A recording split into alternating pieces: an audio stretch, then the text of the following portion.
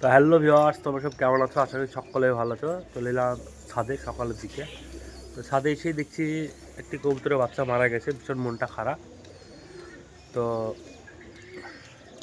আর সকাল টাইম এখন বাচ্চাগুলোকে খাওয়াবো, বাচ্চার মা বাবাকে। তো চলো, আর বাচ্চাটা যেটা মারা গেছে সেটাও তোমাদের দেখাবো। চলো ভিডিওটা শুরু করি। তো এখানে একটা বাচ্চা উঠেছিল, তোমাদের বাচ্চার সময় যখন ছিল তখন দেখিয়েছিলাম। এদের পেটে এদের বাচ্চা না, অন্য কবুতরের বাচ্চা ছিল। আর এখানে দুটো কবুতর, এখানে একটা বাচ্চা আছে। এই বাচ্চাগুলো তোমার ছোটোবেলায় দেখিয়েছিলাম। এই যে বাচ্চা এখন মোটামুটি বড় হয়ে গেছে বাচ্চাগুলো।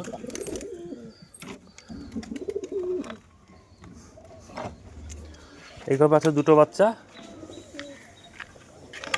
আর এই খোপের বাচ্চা একটি বাচ্চা আছে মাত্র, ডিম বসানো হয়েছে।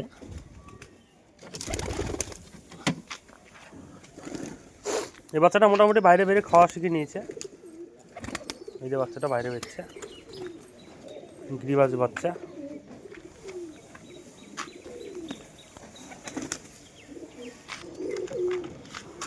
তো ভিউয়ার্স, এখানে একটি একটি করে বাচ্চা উঠেছিল, তোমাদের দেখিয়েছিলাম। এইদিকে বাচ্চাটা আবলুকদের পেটে, এই যে বাচ্চা। তো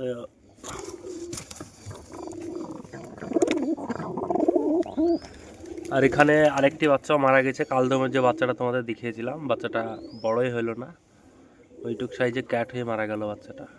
এরা নতুন কবুতর, ছাওনা কবুতর দুটোই। তো বাচ্চা খাওয়াতে পারলো না,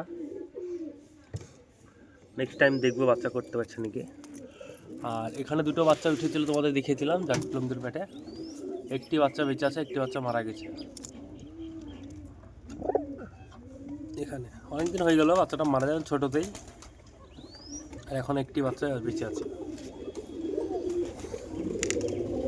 তো ভিউয়ার্স, এই বাচ্চাটা মারা গিয়েছে, ভালো কবুতরের বাচ্চা ছিল। বাচ্চাটা শুকিয়ে লেগে মারা গিয়েছে। ফার্মের ভিতরে ছিল, তার জন্য খেয়াল করতে পারেনি। ফার্মের ভিতরে তো আর রোজ যাওয়া হয় না, তার কারণে আজকে দেখছি সকালে উঠে দেখি বাচ্চাটা মারা গেছে। মনটা ভীষণ খারাপ বাচ্চাটার জন্য। আর ওদিকে আরেকটি বাচ্চা, সেটাও মারা গেছে, সেটাও দেখাচ্ছি তোমাদের। এই একটি বাচ্চা, এটা কালদমের বাচ্চা ছিল। তো এই বাচ্চাটা প্রথমে ভিডিওতে দেখিয়েছিলাম, মানে নতুন কবুতর ছিল, তার জন্য অতটা বাড় করছিল না বাচ্চাটা। এই বাচ্চাটার জন্য ভীষণ মন খারাপ। তো ভিউয়ার্স, এই যে বাচ্চা তিনটে দেখছো তোমরা, বাচ্চা তিনটে বাড়িতে দেশি করবো বলছিলাম। তো সব থেকে সহজ পদ্ধতি কবুতর বাড়িতে দেশি করানো। আর এই বাচ্চাটা এখনও 0 পরের বাচ্চা, একা আছি তো, ক্যামেরা করার লোক নয়। এখনও 0 পরের বাচ্চা, এখনও পাখা খসেনি কবুতরে। তো বাচ্চাটা উড়ে উঠছে বলে একডানে সেট টেবিন করে দিয়েছি। এই যে মানে শুধু উড়ে উঠছে, ওপর চলে যাচ্ছে, এমনি অমনি করছে। আর কবুতর পড়ে গেলে তো আর আসতে পারবে না, এইটুকু বাচ্চার বুদ্ধি নেই। তার কারণে এখন সেট টেবিন করে রেখেছি। এই যে তিনটে বাচ্চাকে দেশি করার জন্য খাঁচায় ভরে রাখছি।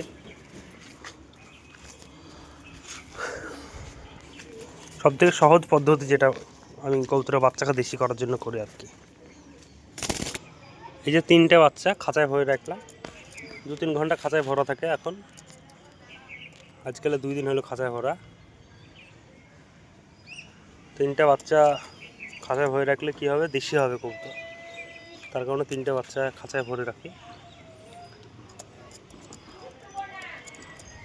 সবথেকে সহজ পদ্ধতি যেটা বলছে কবুতরে দেশি করানো, তো আমার এইটাই মনে হয় বাচ্চা দেশি করানোর সবচেয়ে সহজ পদ্ধতি।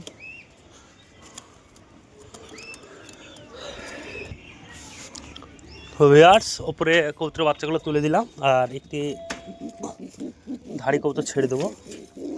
এই কবুতরটা ওদের ওখানে একসাথে থাকবে, নিচে নামবে। এই কবুতরটাকে দেখে কবুতরগুলো বুঝতে পারবে যে নিচে নামতে হবে কি কিছু, এরকম কি আর কি। নটটাকে ছাড়া থাকলো। আর এদিকে বাচ্চা খাওয়ানো কমপ্লিট হয়ে গেছে, সব ঢুকে পড়েছে বাচ্চার বাবা মারা।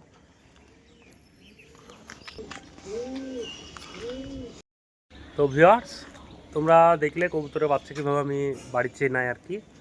তো তোমরা এরকম পদ্ধতি করতে পারো, অসুবিধা না। ভিডিওটা একটু ভালো লাগলে লাইক কমেন্ট করো, চ্যানেলটি সাবস্ক্রাইব করো। তো ভিউয়ার্স, ভিডিওটা এখানেই শেষ করছি, দেখা হচ্ছে নেক্সট ভিডিওতে। Bye bye.